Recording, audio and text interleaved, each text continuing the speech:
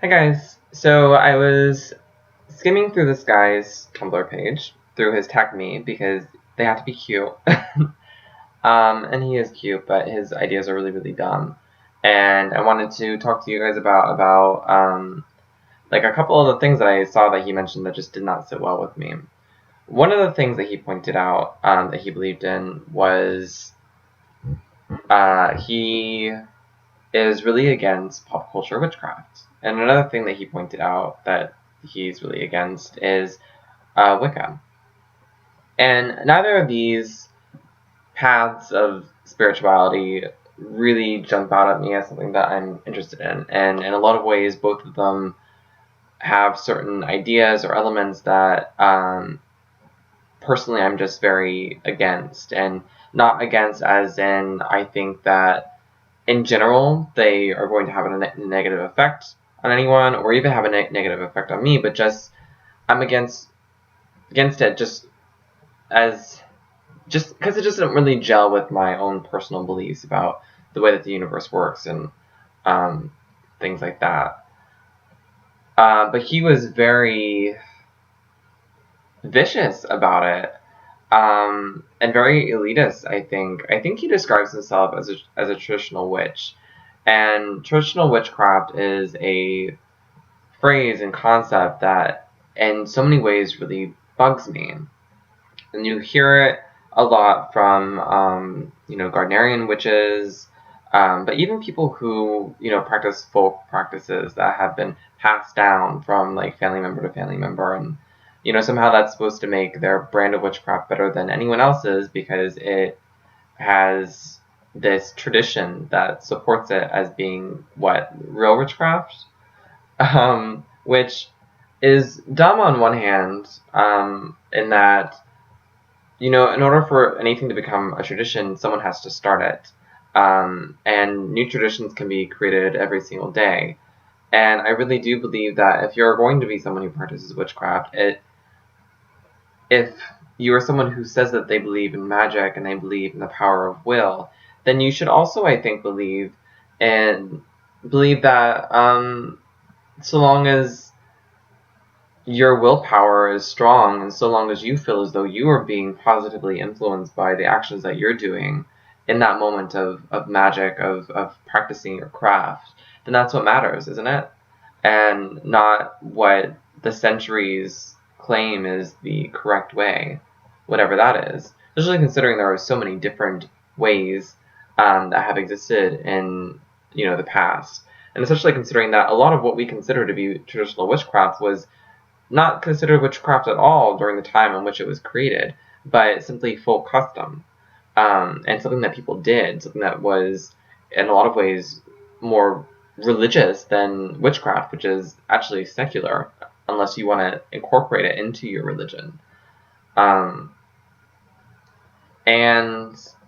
so yeah, I mean, just on on that hand, the whole elitism about the history involved in your witchcraft. That idea that just because your witchcraft has lasted longer or there are more examples of it in history than someone else's, that doesn't mean anything really, because witchcraft is not about necessarily tradition always. It's about how you feel. It's about getting yourself into a mood and into a mindset where your energies are elevated to a point where they can actually cause real change in the world. And the only way that you can elevate your energies to that point is by doing things that feel right to you. And just personally, I feel like witchcraft is a very intuitive thing. It's a very intuitive practice. And from someone who is spiritual, who believes in deity, I think that in a lot of ways, just like with tarot, with other things that are kind of witchy, other divinatory tools, a lot of it is intuitive. A lot of it is opening yourself up to the energies that exist in this world and doing what feels right, because what feels right is generally kind of a whisper from deity. It's opening yourself up to deity and accepting the energy that you're getting from them. or her or him. So yeah. And moving on to just this general disgust for anything that is like modern and new, like, okay, I totally get that. I totally romanticize the past, and I love things that are vintage. I love, Renaissance paintings and learning more and more about the different types of art and understanding history and really digging into the past. For example, I just finished reading a book about Inanna, and they're trying to piece together her myths and everything like that. And it's great to fall into history and just really immerse yourself in it and appreciate the power that comes with tradition, that comes with the repetition of people century after century after century doing the same thing, and pushing their own psychic energy into that act or into that object that is now sanctified and sacred. There is something to that. But I also don't think that it's everything. And I think even that during history in which tradition took power and in which tradition came to the forefront and became solely what or mostly what made that religion, I think you'll see that during times like that, more and more people are becoming oppressed because they have different views, and that is not something what I want. That's not something that I want to create in this world.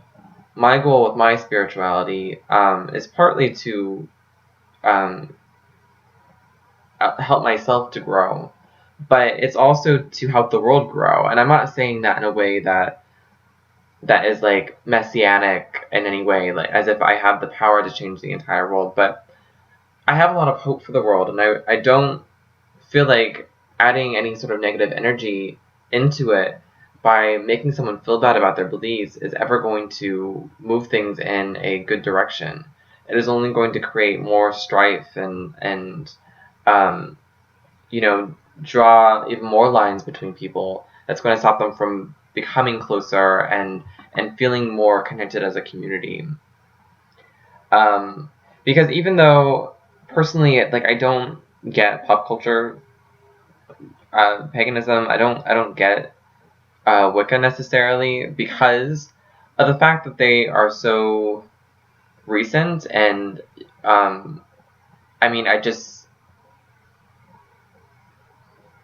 just doesn't fit. Like, the only thing I can say is that it just doesn't fit with my beliefs. It doesn't feel like that's the right answer to me, but for other people it does, and their beliefs have no effect on my beliefs or the way that I live my life.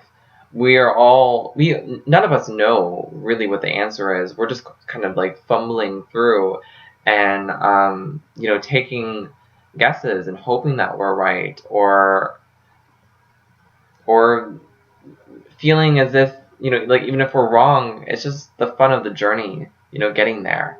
I think that's what's important. And I think if you're gonna be one of those people who is going to say that, try witchcraft is the answer, and that's the correct way to do witchcraft, or polytheism is the right way, and anyone who is pantheistic or monotheistic, they don't really know what they're talking about, because how could such a varied and interesting world be created by just one being? Things like that. Like, I think if you start enforcing certain belief systems onto everyone else, you're going to lose the diversity that's needed in order to create a loving spirituality. I said that weird. Spirituality. And ultimately, I think that you're really going to sell yourself short too, because it's the diversity that really has a lot to offer the world. If you cancel out pop culture paganism as being something that is possible, then you are also losing out, I think, on the possibilities that would be associated with pop culture paganism. all the different ideas that people who undergo that kind of spirituality have to offer. For example, I mean, I think that even modern myth, if you want to call it that, I think of Xena, for example, which is like one of my favorite TV shows, and if I was a pop culture pagan, I would like in a second start worshiping Xena because she's awesome. But like in TV shows like Xena or like Buffy or any TV show, really, you see the same archetypes that are in more ancient myths. There are almost reinterpretations of those ancient myths, and in that way, it is valid. It is in a lot of ways opening up different facets or creating different facets or trying to understand different facets of the archetypes that we've kind of beaten over the head over the years. And you might not necessarily worship Xena, for example, but you might worship one of the archetypes that she was based off of. And if you aren't allowing yourself to be open to people's differing opinions about their worship for Xena, for example, because you know that people are worshiping Xena out there because she's so cool. But if you're opening yourself up to that, then you might be missing out on some really interesting things about, or interesting theories about the archetypes she was based off of, such as, maybe Artemis or Athena even. There are certain elements about Xena that are similar to, like, Inanna, for example, that dichotomy of light and dark, that struggle between good and evil, of the subconscious and the conscious. Because, Xena to me, and like I'm trying really hard not to just go into a rant about Xena because like I could talk about her forever. But Xena to me, she really represents, a lot of those ideas of, like I said, that struggle between good and evil, which is obvious, but also the struggle between the physical and the conscious, and even more so, I think, the subconscious and the conscious. And if you watch Xena, like I'm sure that you guys, see that. So there's a lot of things there that can really open up insights into your own spirituality if you let it. You don't necessarily have to worship Xena, but like I said, she's based off of old archetypes, and therefore has a lot to offer, and viewing those older archetypes in different ways. And also, I think that we live in modern day. All we have to really judge things on are our modern day perspective, or is our modern day perspective. And I think deity speaks to us through modern day things, because that's what's before us, everything that we see is contemporary. And so in the TV shows that you watch and the books that you read, deity is there, and it's opening itself up to you. All you have to really do is listen. It might speak through Xena. It might speak through Buffy. It doesn't necessarily mean that it is Buffy. Some people do think that it is, or that if you have enough willpower, if the collective conscious of people creates that willpower, you can, in effect, create a god. People do have that belief. But even if you don't believe in that, there is still there's still a lot that is being offered to you there, that even deity could be speaking through you, or through that for you there, if that makes sense. So yeah, I mean, I think that my biggest point, I'm spending a lot of time trying to defend pop culture paganism, and to a lesser extent, I haven't really talked about it, but Wicca, which I think faces similar dilemmas that pop culture paganism face, in that it is such a recent religion, and a lot of the belief systems there are created or influenced by past traditions or myths. So they face similar things. But instead of defending them, I mean, all I really should be saying is that you just need to respect other people's beliefs, because that's just the basis of being a kind human being. If their beliefs have no bearing on your own beliefs, if they're not forcing anything on you, if their beliefs consist or are shared between consenting adults, like there's no issue there whatsoever. And you should accept that and really just praise them for being brave enough to be so different in a world that is often very cruel and unopen to new ideas. Especially, I think, if you identify as a witch or a pagan or both. Because every single pagan, every single witch is a minority in this world. And we all face, to an extent, discrimination for that. And for you to identify as that and understand that and then create similar discrimination within our own community, well, I just think that that's ridiculous and awful, and I don't consider you part of our community at all. So, yeah. That's all I had to say about that. Pretty proud of myself for how short this video is, so I'm going to end it while I'm ahead. Hope you guys enjoyed listening to me. I don't know. I hope you guys have a really good night. Thank you.